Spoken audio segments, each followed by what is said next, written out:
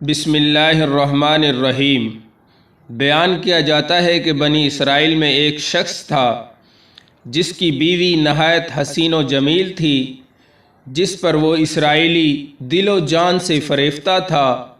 چنانچہ اچانک اس عورت کا انتقال ہو گیا تو اس اسرائیلی کو بڑا قلق اور دکھ ہوا، اور ایک لمبے عرصے تک وہ اس عورت کی قبر پر بیٹھا روتا رہا۔ اتفاقاً حضرت عیسیٰ علیہ السلام کا ادھر سے گزر ہوا۔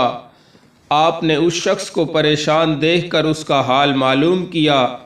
جب اسرائیلی نے اپنا واقعہ سنایا تو حضرت عیسیٰ علیہ السلام نے پوچھا، تو کیا چاہتا ہے کہ میں تیرے لیے اس کو زندہ کر دوں؟ اس نے عرض کیا، ہاں حضور، یہی میں چاہتا ہوں۔ چنانچہ جب حضرت عیسیٰ علیہ السلام نے اس قبر کے مردے کو آواز دی تو قبر سے ایک حبشی غلام، جس کے ناک کے نتنوں، آنکھوں اور جسم کے دوسرے سوراخوں سے آگ کی لپٹیں اٹھ رہی تھیں، حضرت عیسیٰ علیہ السلام کو دیکھتے ہی غلام نے کلمہ پڑھا، لا الہ الا اللہ عیسیٰ روح اللہ۔ اسرائیلی نے یہ دیکھ کر عرض کیا، حضور مجھ سے غلطی ہو گئی، میری بیوی کی قبر تو دوسری ہے۔ یہ سن کر حضرت عیسیٰ علیہ السلام نے حبشی غلام کو حکم دیا کہ تم اپنی قبر میں واپس جاؤ۔ چنانچہ وہ مردہ ہو کر گر گیا اور اس کو قبر کی مٹی سے چھپا دیا گیا۔ پھر حضرت عیسیٰ علیہ السلام نے اس عورت کی قبر کی جانب توجہ فرمائی اور حکم فرمایا، اے صاحب قبر، اللہ کے حکم سے زندہ ہو جا۔ چنانچہ قبر پھٹی، اس سے ایک عورت سر سے گرد جھاڑتی ہوئی باہر آ گئی، جس کو دیکھ کر اسرائیلی بولا کہ یا روح اللہ، میری بیوی یہی ہے۔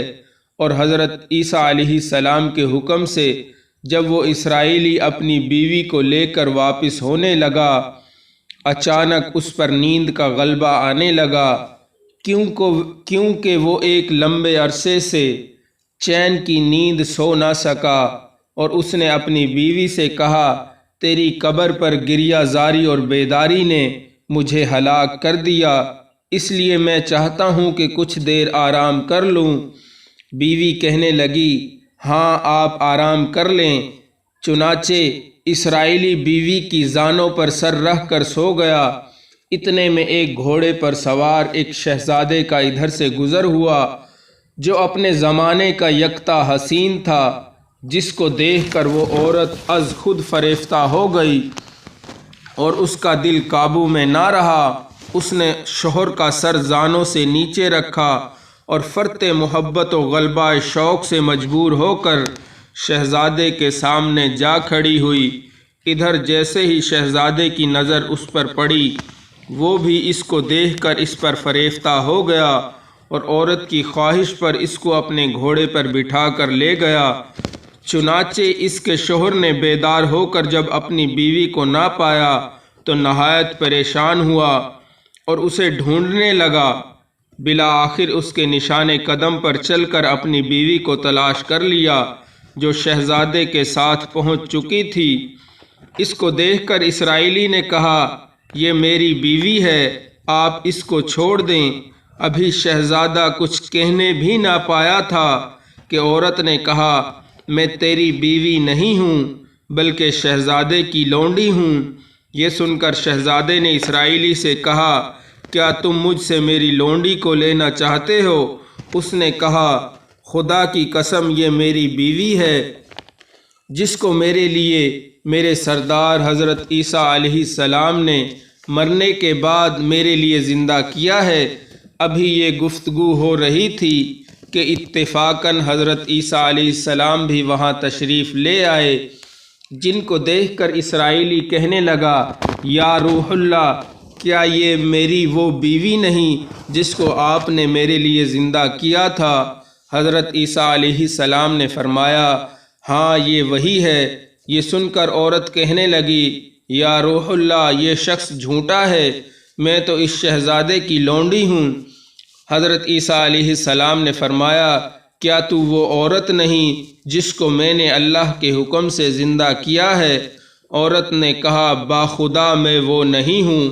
اس کے بعد حضرت عیسیٰ علیہ السلام نے فرمایا جو جان خدا کے حکم سے میں نے تجھے دی ہے اس کو واپس کر دے۔ یہ سنتے ہی وہ عورت پھر مردہ ہو گئی، اور حضرت عیسیٰ علیہ السلام فرمانے لگے جو شخص ایسے آدمی کو دیکھنا چاہے جو کافر مرا تھا اور زندہ ہو کر ایمان لایا تو وہ حبشی غلام کو دیکھ لے، اور جو شخص ایسے انسان کو دیکھنا چاہے جو ایمان کی حالت میں مرا ہو پھر اللہ نے اس کو زندہ کیا اور وہ کافر ہو کر حالت کفر میں مر گیا تو وہ اس عورت کو دیکھ لے۔ اس واقعے کو دیکھ کر اسرائیلی نے قسم کھائی اب کبھی شادی نہ کروں گا، اور میدانوں کی طرف نکل گیا جہاں اللہ کی عبادت میں مصروف رہ کر اسے موت آ گئی۔ اللہ اس پر رحم فرمائے۔ حاصل یہ ہے کہ نبی اور رسول کے اقرار و انکار کا نتیجہ اس حکایت سے ظاہر ہوتا ہے، اور سبق ملتا ہے کہ کامیابی اپنے نبی کی اطاعت و محبت سے ہی مل سکتی ہے۔